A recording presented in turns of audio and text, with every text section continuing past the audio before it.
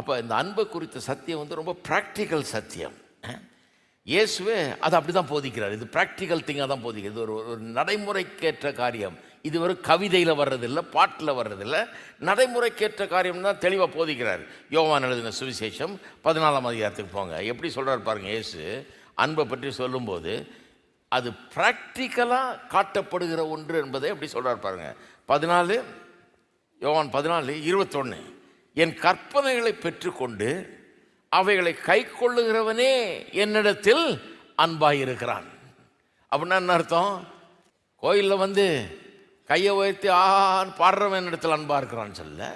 அன்பு இருக்கிறதுனால ஒருவேளை அவன் கையை உயர்த்தி பாடலாம், அல்லது துதிக்கலாம், சத்தம் போடலாம், எல்லாம் பண்ணலாம்.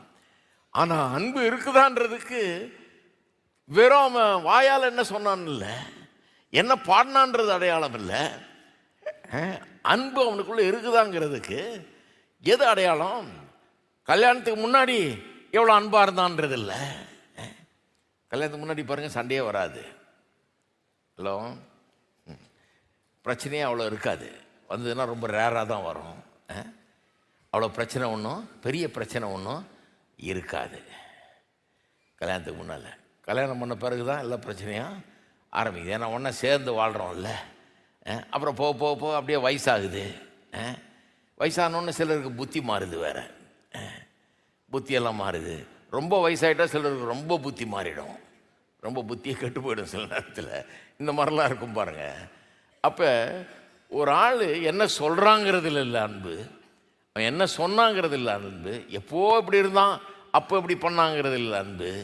எதில் இருக்குது அன்பு? அவன் என்ன செய்கிறான். என்னுடைய வார்த்தைகளை பெற்றுக்கொண்டு அதை கை கொள்ளுகிறவனே என்னில் அன்பு கூறுகிறான்றார். இப்போ கத்திரத்தில் அன்பு கூறுறவங்க யார்? விசுவாசிகள். யார் கத்திரத்தில் அன்பு கூறுறவங்க? நல்லா பாடுறவங்க இல்லை, நல்லா பிரசங்கம் பண்ணுறவங்க இல்லை, நல்லா சத்தம் போட்டு ஆண்டவரை துதிக்கிறவங்க இல்லை. யார் கத்திர அன்பு கூறுறது?